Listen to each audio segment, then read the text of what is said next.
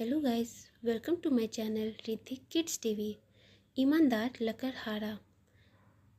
सालों पहले एक नगर में कुसुम नाम का एक लकड़हारा रहता था।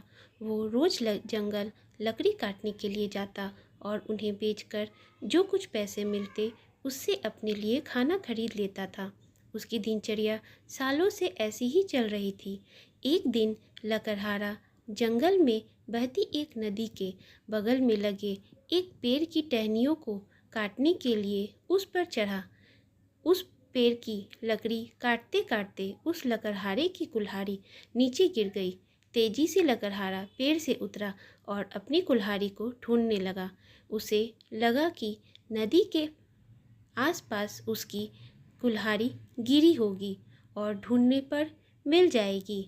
वास्तव में ऐसा कुछ नहीं हुआ, क्योंकि उसकी कुल्हाड़ी पेड़ से सीधे नीचे नदी में जा गिरी थी।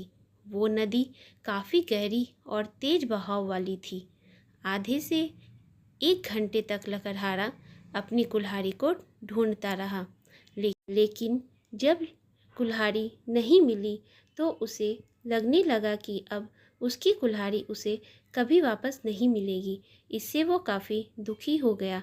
लकड़हारे को पता था कि उसके पास इतने पैसे भी नहीं हैं कि वो नई कुल्हाड़ी खरीद सके। अब वो अपनी स्थिति पर नदी किनारे बैठे बैठे रोने लगा। लकड़हारे की रोने की आवाज़ सुनकर वहाँ नदी देवता आ गए। उन्होंने लकड़हारे से पूछा, बेटा क्या हो गया? तुम इतना क्यों रो रहे हो? कुछ खो दिया है क्या तुमने इस नदी में?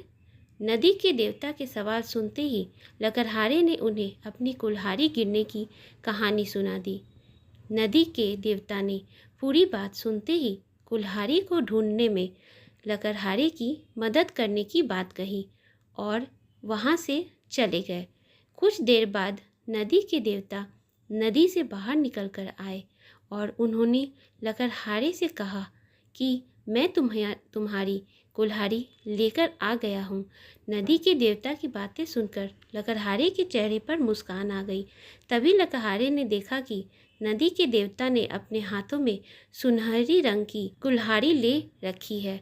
दुखी मन से लकड़हारे ने कहा, यह सुनहरी रंग की कुल्हाड़ी मेरी तो बिल्कुल भी नहीं है। यह सोने की कुल्हाड़ी जरूर किसी अमीर इंसान की होगी। लकड़हारे की बात सुनकर नदी के देवता दोबारा से गायब हो गए। कुछ देर के बाद नदी के देवता दोबारा नदी से निकले। इस बार उन्होंने हाथों में चांदी की कुल्हाड़ी थी। उस कुल्हाड़ी को देखकर भी लकड़हारे को खुशी नहीं हुई। उसने कहा कि ये भी मेरी कुल्हाड़ी नहीं है, ये किसी दूसरे इंसान की कुल्हाड़ी होगी। आप उसी को ये कुल्हाड़ी दे दीजिएगा। मुझे तो अपनी ही कुल्हाड़ी ढूंढनी है। इस बार भी लकड़हारे की बात सुनकर नदी के देवता फिर वहाँ से चले गए। पानी में गए भगवान इस बार काफ़ी देर बाद बाहर आए। अब देवता को देखते ही लकड़हारे के चेहरे पर बड़ी सी मुस्कान थी। उन्होंने नदी के देव से कहा कि इस बार आपके हाथ में लोहे की कुल्हाड़ी है और लग रहा है कि ये मेरी ही कुल्हाड़ी है। ऐसी ही कुल्हाड़ी पेड़ काटते समय मेरे हाथ से नीचे गिर गई थी। आप ये कुल्हाड़ी मुझे दे दीजिए और दूसरी कुल्हाड़ियों को उनके असली मालिक तक पहुंचा दीजिए। लकड़हारे की इतनी ईमानदारी और निष्पाप मन को देखकर नदी के देवता को काफ़ी अच्छा लगा। उन्होंने लकड़हारे से कहा कि तुम्हारे मन में बिल्कुल भी लालच नहीं है। तुम्हारी जगह कोई और होता तो सोने की कुल्हाड़ी झट से ले लेता, लेकिन तुमने ऐसा बिल्कुल नहीं किया। चांदी की कुल्हाड़ी को भी तुमने लेने से इनकार कर दिया। तुम्हें सिर्फ अपनी लोहे की ही कुल्हाड़ी चाहिए थी। तुम्हें इतने पवित्र और सच्चे मन से मैं काफ़ी प्रभावित हूँ। मैं तुम्हें उपहार में सोने और चांदी दोनों की ही कुल्हाड़ी देना चाहता हूँ। तुम अपनी लोहे की कुल्हाड़ी के साथ उन्हें भी अपने पास ईमानदारी के तोहफे के तौर पर रख लो। मोरल ऑफ द स्टोरी, ईमानदारी से बड़ी दौलत इस दुनिया में कुछ नहीं है।